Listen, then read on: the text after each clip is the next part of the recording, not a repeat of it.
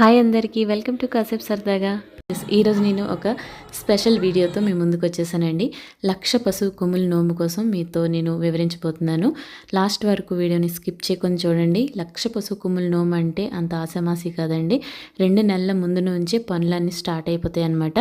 పెట్టుబడి చీరలు, టాయిలెట్ సామాన్లు, పసుపు కొమ్ములు, ఇలా తాంబూలంకి కావాల్సినవన్నీ కూడా కార్డ్స్, ఇన్విటేషన్ కార్డ్స్ కూడా ముందు నుండే ఆర్డర్ చేసుకోవాలి.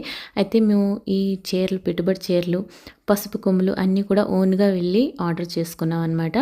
అయితే కార్డ్స్ వచ్చాక మేమందరం కలిసి కార్డ్స్కి పసుపు పెడుతున్నాం అనమాట. పసుపు పెట్టాలి, శుభం కదా, అందుకనే కార్డ్స్కి అందరం పసుపు పెడుతున్నాం. ఒక్కొక్క పని చేసుకుంటూ ఉన్నాం అనమాట.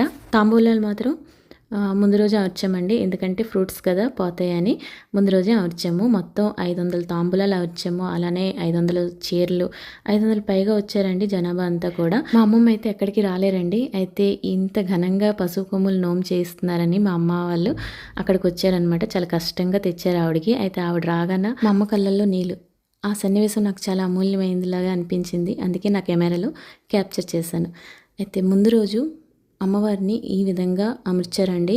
ఇంట్లో అయితే అమ్మవారు తిష్ట వేసుకొని కూర్చున్నట్టు, అయితే మాకు శరీరం అంతా పులకరించిపోయింది అమ్మవారికి చూస్తూ ఉంటే. అంత చక్కగా అమర్చారండి, అంత చక్కగా అలంకరించారు అమ్మవారిని.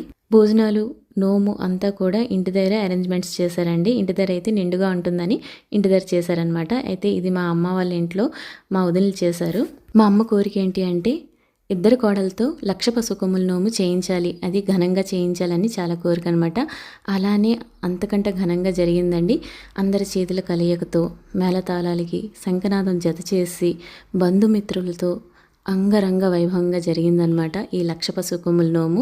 1,00,000 పశువు కొమ్ముల నోము ఒకటే కాదండి, గరిస్తాన్యం నోము కూడా చేయించారు. ఇంట్లో చాలా జనాభా ఉంటారు కాబట్టి కాలికి పసుపు రాసే కార్యక్రమం ఇంట్లో కాదనుకొని కింద స్టేజ్ని అరేంజ్ చేశారు. ఇక్కడికి వచ్చి కాలికి పసుపు రాసుకోవాలని అనౌన్స్ చేశారనమాట.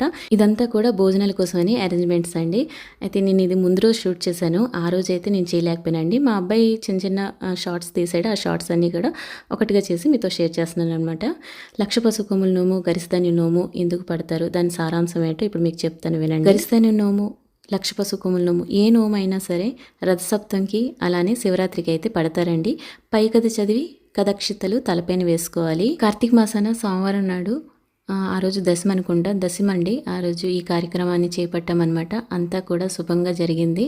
గరిస్తాన్యం నోము యొక్క సారాంశం ఏంటి అంటే, 1,00,000 పశువు కొమ్ముల నోము ఉద్యాపన చేసే ముందు రోజు దీన్ని కూడా ఉద్యాపన చేస్తారండి. ఒక తెల్లని వస్త్రం కానీ కొత్త వస్త్రం ఏదైనా పరిచి దానిపైన 18 క్వింటాలు ధాన్యాన్ని రాసిపోస్తారు. పువ్వులతో చక్కగా నామం కానీ, స్వస్తిక్ కానీ, ఓం కానీ అలంకరిస్తారండి.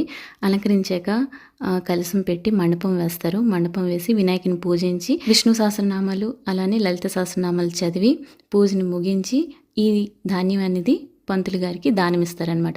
సంవత్సరం అంతా కూడా అన్నదానం చేసేంత ఫలితం దొరుకుతుంది ఈ గరిస్తాన్యం నోము యొక్క సారాంశము. అదే రోజు సాయంత్రం 1,00,000 పశువు కొమ్ములు కూడా ఇలానే రాసిపోస్తారండి. అప్పుడు కూడా ఒక కొత్త బెడ్షీట్ తీసుకొని దానిపైన 1,00,000 పశువు కొమ్ములు కూడా దంపతులతో రాసిపోసి దాన్ని చుట్టూరా వెండి తీగ, బంగారం తీగతో కడతారండి.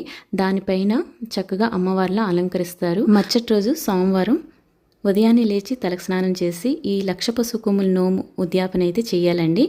అయితే ముందుగా వినాయకుడిని పూజించుకొని మండపం పోసి కలశం పెట్టి గౌరీదేవికి కానీ లక్ష్మీదేవికి కానీ పసుపు కుంకుమతో పూజించుకోవాలి. లక్ష్మీ అష్టోత్తరం, విష్ణు సహస్రనామం చదివి పూజనైతే ముగించారండి. ఆ తర్వాత పశువు కొమ్ములు దోశలతో కానీ లేదంటే ఇత్తడి పళ్ళెం కానీ బేషన్తో కానీ ముత్తైదువులకి అయితే ఇవ్వాలండి. దానిపైన తాంబూలం పెట్టి ఇవ్వాలన్నమాట.